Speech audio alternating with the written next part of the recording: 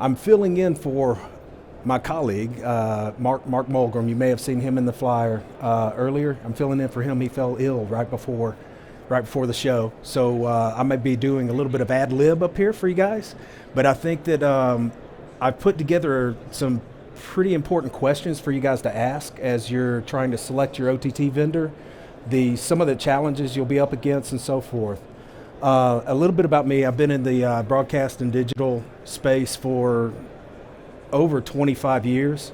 My background was in high-end 3D as well as content management systems, templating, live graphics. It really a very wide swath. I've been within OTT for 7 years now, and within the OTT space, so I've got a really good mixture of both sides, so I'll know what some of your challenges are going to be. And I may go off on tangents here or there because sometimes I get a train of thought, especially ad lib, so please forgive if I kind of go off on different tangents, but sometimes I like to dive a little bit deeper into the topic that I'm talking about.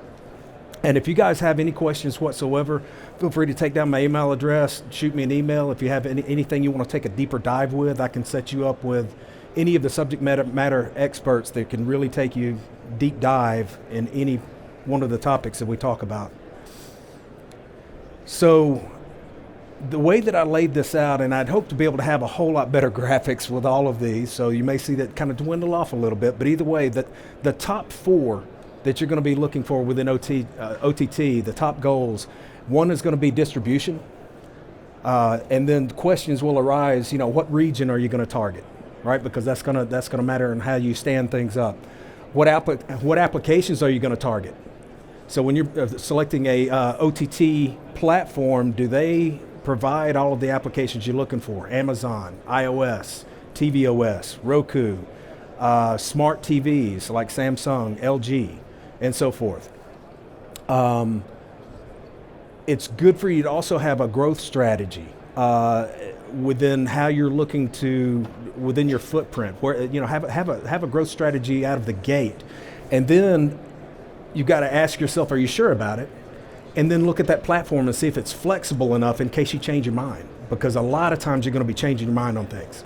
You'll come into OTT with certain pieces of the puzzle, and depending on what vendor you go with, they may have a full turnkey solution, or they may have just a piece of that, and you find out after fact. So it's very important to ask some of these questions we're going to drill down through up front when you're looking for your OTT platform and provider. For instance, will the middleware, here's another really good one, will the middleware automate your additional processes? Because you're going to have additional processes coming on board just because of the OTT itself, whether it be through graphics, whether it be through how you're going to pull in, if you're going to do on-prem, off-prem type of middleware, some of the server pieces that may be in there. Does your provider provide you all of the pieces that you need? And another key piece is, how future-proof is it, right? Because the biggest thing, as you look at your company, you want to make sure that, because you're not going to have all the answers when you very first start off. There are many different directions to take OTT. As you can see, even out in the industry now, some of the biggest news with Netflix and so forth, right? There's a lot of different paths you can take within strategy. UI UX is going to be key for your customers. And the UI UX can cover everything from your middleware, where operationally you're able to do some of the things you need to do. Can you monitor certain processes that are occurring, whether it be through transcoding and so forth?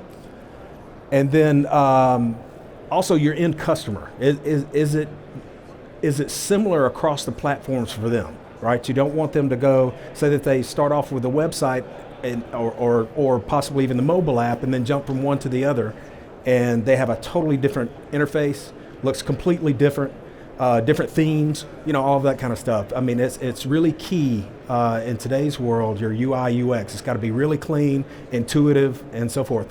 And that's both up the scale within age as well as below, right? So you're dealing with older folks that may be used to the broadcast TV, may be used to their remotes and how they do things.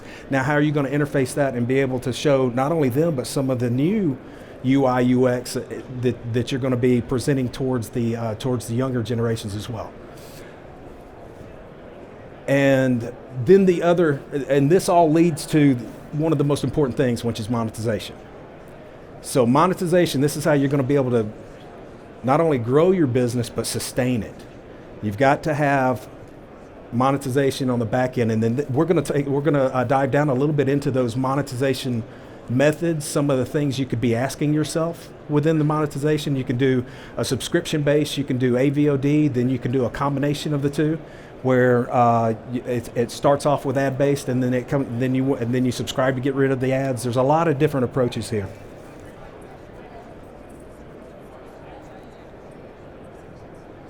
So we'll start off with the first part of it, and that is the distribution. So one of the things you're going to need is a content distribution network, right? And you want it to be robust, because you may be reaching out to different regions. That's coming from your question of what region am I going to target. From there, you look at your CDN or your content distribution network and see whether if it has the footprint to be able to reach out there, low latency, be able to provide your content to that end user or the end customer. The other thing that's really important is to double check and see whether if you can actually do a multi-CDN strategy, because you may have your own CDN, maybe you want to expand that.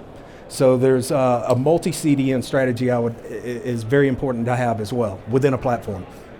Transcoding solution. Is it scalable, right? This is all the common things. Flexible, customizable. What can you do within there? You're going to, again, do on-prem, off-prem. Content rights protection, another biggie. DRM, right? Can it tie into some of the content requirements that's asked of you out of your content? Geo-blocking as well. Can it restrict within certain regions? How can it automate, and this is going to be a key word that I'll use a lot more, how can it automate some of those things that you need within, like geo-blocking, geo-restrictions, and so forth. And then again, how does the platform itself easily monitor all of the above as you grow, right? So again, looking back at the flexibility. So in other words, what happens whenever something goes wrong? Are the failures automated? How are you going to be able to see that, hey, this stream is down? What type of processes are going to go behind that? How easily visible can you see some of those things, and then either automate a way to resolve that problem, or have an easy process in place to be able to fix that problem? And just being able to visually check any of your streams at scale. And does the service, another really good one, does your service have a help desk? What happens when your stuff goes down? Do they have a point of entry for you to be able to call out to support, and are they dependable where you can get in there and get the right person on the line at the right time whenever you're having a crisis? Very, very important. And another really big thing is analytics. This is very, very important. You want to tie this. You tie everything together within analytics. You're gonna tie your monetization. You're gonna tie your customers within their behavior, and even within devices. Make sure that analytics is a first thought versus a thought after fact. Find out what kind of analytics they have. Is it deep enough to be able to do some of the things that you're wanting to be able to do? With the proper analytics, you'll be able to understand your customers' behaviors. Again, if they're going from from the landing page, what content are they going to? What devices are they using? What stream are they getting within their automatic bit rate, right? And what type of experience are they receiving whenever they are opening up one of your apps on any of your devices? What is the trend within your devices? Are more people looking at it on iOS? Are they looking at it on Amazon? Are they looking at it? How are they ingesting this? And again, that's speaking to the monetization strategies itself. The other piece of that is actually diving into your ads. Here's another important piece, especially if you're going to be doing AVOD. It will allow you with your SSPs or DSPs, your ad providers, to be able to look at why or what your CPMs are, what your monetization, what money you're making off of there. If you've got the proper analytics in there, then you can actually try to up that monetization.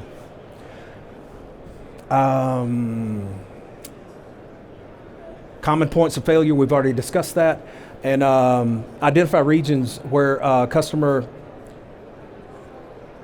we've already discussed that as well, where you can get down to the individual devices. Another big one for any OTT is make sure that they are an API first company. I can't say that enough. API first. That is going to allow you. That's going to allow you to be able to. I'm going to have to speed up a little bit. Sorry. API first is really important because some of the things that you haven't thought about before, or some of the places that the industry is going into and still kind of balancing with, you'll be able to hook into at any point in time. You don't have it fully erected in a way that you cannot change. You can't pivot and change. RESTful API is very key. So I was going to dive a little bit into the monetization options. And some of this, I know that a lot of you guys, I'm keeping this at a very high level. A lot of you guys already know a lot of these things, but it gives you a little bit of food for thought. Monetization, you have SVOD, the subscription models, and it requires a B2C registration piece, and make sure that you understand that registration is totally different than the gateways. Gateways can be regional as well. So you may have, for instance, in India, Razorpay may be the most primary gateway that's actually used out there. Within the U.S., it'd be Stripe or whatever others. I don't want to mention too many of them that are within the competition, kind of make folks mad. But either way, you have certain regions within some of those gateways, and the registration piece of that. Number one is very key within UI UX, because that's the way the person's going to get in. Are you going to tie in single sign-on? Are you going to tie, that registration piece hits first, and then the gateways hit second, in how you're able to actually hook those together. And again, API is very key as the industry changes. Customer registration gets tied. We spoke about that. So some of the things you can think about on the gateways is business. It's all of the transactions, currency conversions as well. So depending on what region you're in, whenever you're choosing a gateway, that's very important. Does it do bank to bank type of purchases as well?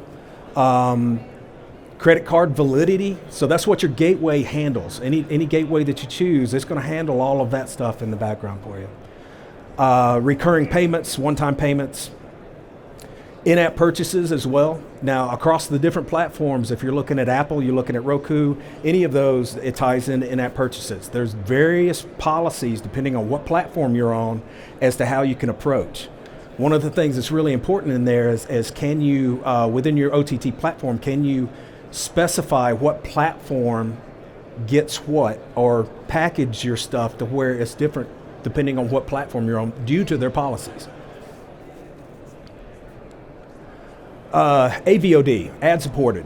So it's similar to the over the air, right? You've got your ad service that's going to come in. There's a particular kind of block that's there.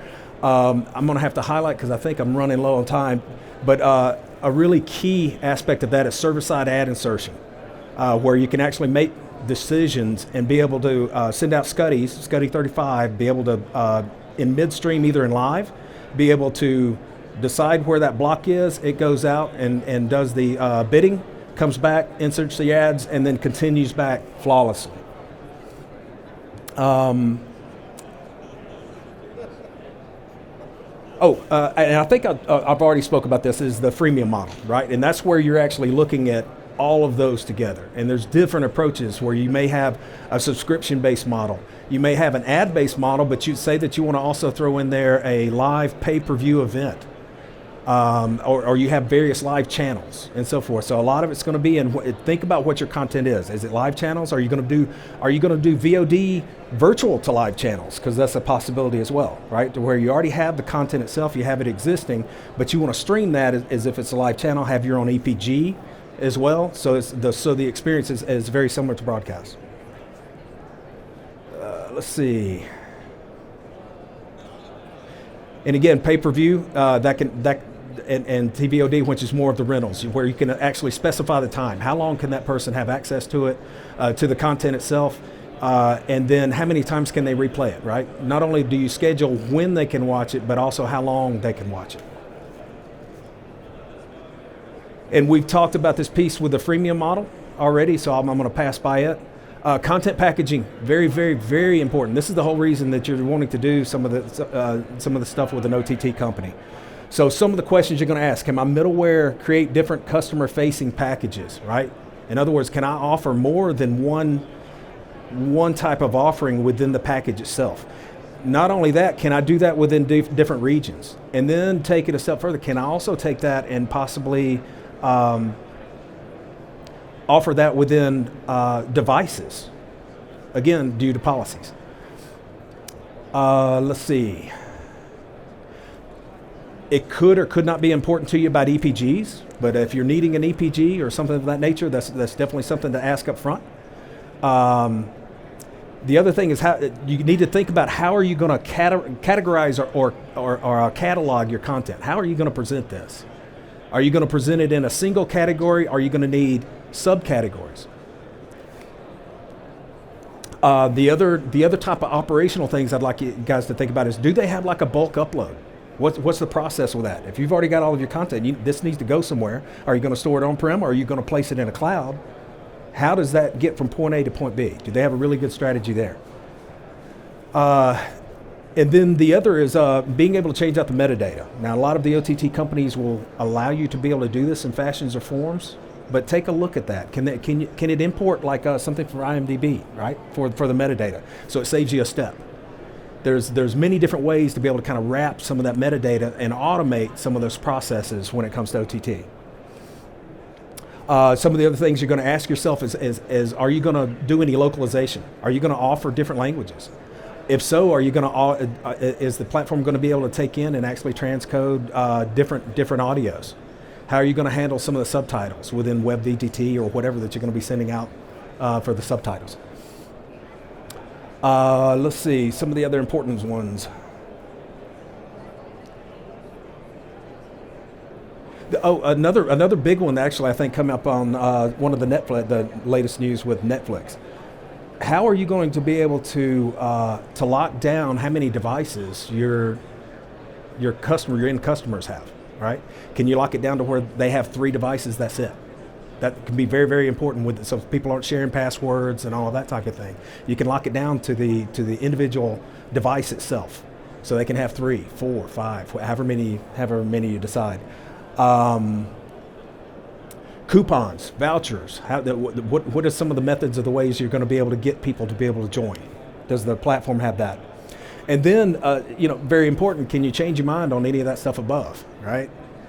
If at this point in time you don't want to do that, but now a year later, I want to change, look at how flexible that platform is. And again, that's going to come back to the API first, always. Apps, UI, UX, native apps are very, very critical to the user experience, especially whenever it's very rare for somebody to want to get on a website on there, especially for a video experience. They love to be able to open up an app, it be the native app itself. We talked about the solid user experience across them all, and this is what ties everything together for your customers.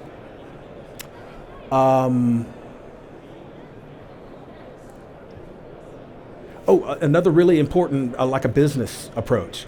Does that OTT platform allow you to open up your own accounts? Okay, I'm down to 2 minutes. If I don't cover some of the questions, or you have more questions after this, please feel free to look me up, either via email or over there in the booth. I'll be placing that up here in a minute.